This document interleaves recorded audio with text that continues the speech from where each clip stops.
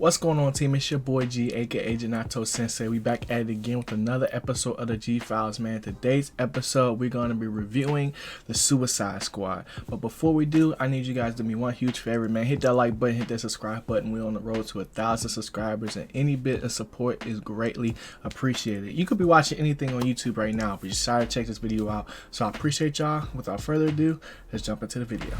The Suicide Squad, man. This is the sequel to Suicide Squad, which is kind of weird. A lot of people initially thought that this wasn't going to be a sequel just for like the namesake of it, but in the beginning of the movie we pick up right where we left off, and literally frame one, the chaos commences, bro.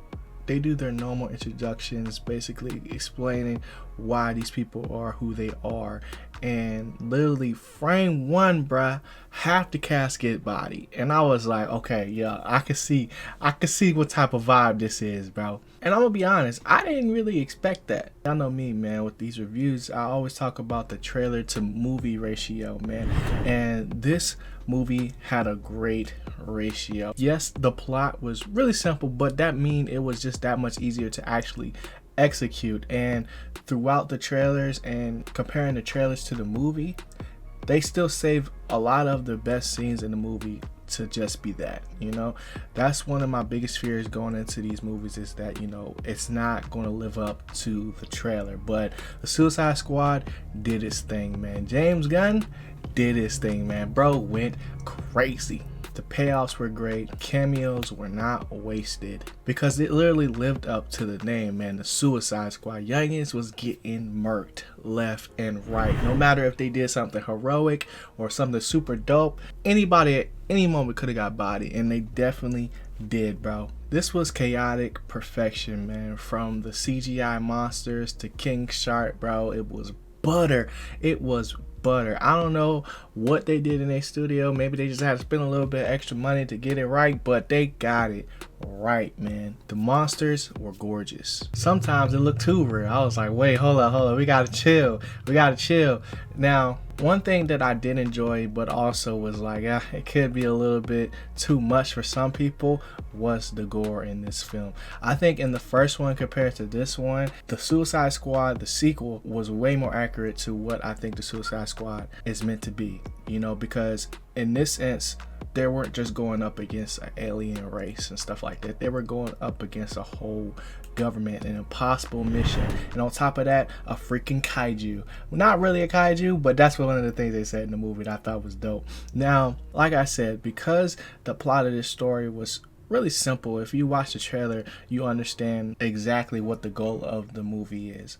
But there were so many good payoffs, and like the pacing for this movie was really good, and the chemistry between these characters, like they really embodied their role. Take for instance Peacemaker and Bloodsport, or Idris Elba and John Cena. I didn't think that their chemistry was going to be as good as they were, and I think Peacemaker was a role that was really built for John Cena, man. This is probably like the best thing that he's been in a while. Like, I think the comedy aspect of this movie was funny. It gave me 21 Jump Street vibes. And then you got the star of the film, Harley Quinn, or Margot Robbie.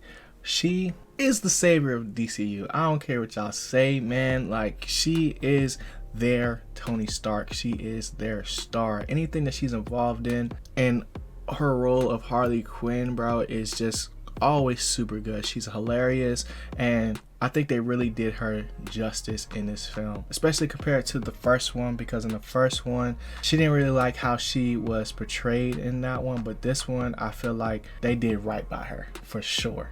Now let's talk about the big bad. And no, I'm not talking about the alien starfish. I'm talking about Amanda Waller, or Viola Davis, man. Her portrayal of Amanda Waller, and not only just the first film, but especially in this one, is really good. I think that, you know, her cutthroat ruthlessness like really carried in this film. And then we got that one big payoff in the end when it ended up knocking her out. I was super hyped when that happened. But one thing I didn't like was her, you know, trying to take credit for Bloodsport or Idris Elba's growth as a character throughout the film. I thought that was kind of corny. But I think the corniest thing about this film was the daddy-daughter bond remake that they did in this movie with Bloodsport and his daughter. Compared to Deadshot and his daughter in the first film, it served the plot, but I don't know, it just felt kind of cheesy just because like we already seen that before. But other than that, I don't really have a problem with this film. I think my favorite part of the movie though was the transition. I know that's a kind of crazy thing to say because like, dang, how can the transition or, you know, the timeline of the movie be your favorite part? And that's because they made it super creative every single time. The way they incorporated it into the environment and then transitioned into the actual shot for that portion of the movie. I don't really know another movie that does things like this. I'm sure there's other ones out there, but for me, I thought that was really cool just from a creative standpoint. Because for me, what makes movies good is when, you know, they show me something rather than just tell me. Take for instance when they were explaining the alien starfish's background. Like I think that was, you know, a little bit too long. That was probably like the most boring part of the movie for me, just because like, you know, I want them to get to the point. Other than that, bro, this movie was freaking amazing. I think this movie is definitely top 2, but it's not 1. I think Joker is still, you know, an overall better film, just because it's like more serious.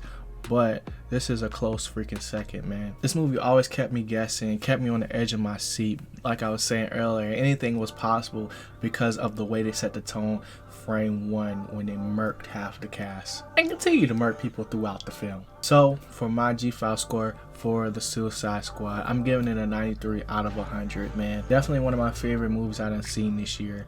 And yeah, let me know what you guys think in the comment section down below. Hit that like button, hit that subscribe button for more. I'm gonna catch y'all in the next video, man. Y'all know the vibes. Always keep growing. Keep going. It's been your boy G. I'm gone. Peace.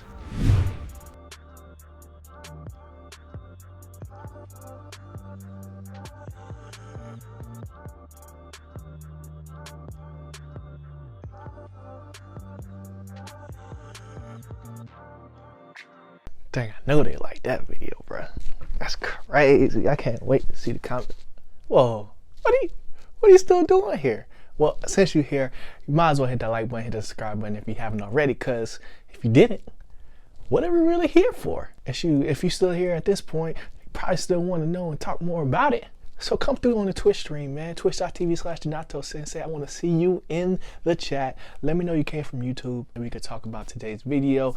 Discuss anime, movies, films. Y'all already know what it is, bro. Wait, that's still not it? Oh, I know what it is. You was wondering about this drip right here. Well, you can check that out on IG, Growth Apparel. That's Growth Apparel, GRWTH. It's on the screen right now. So go copy you a tee, man. I'm gonna see y'all in chat. I'm gonna see y'all in these comments. I appreciate y'all once again. Y'all already know I rocks with you, bro. I'm out of here. You still here? Ah, y'all gang.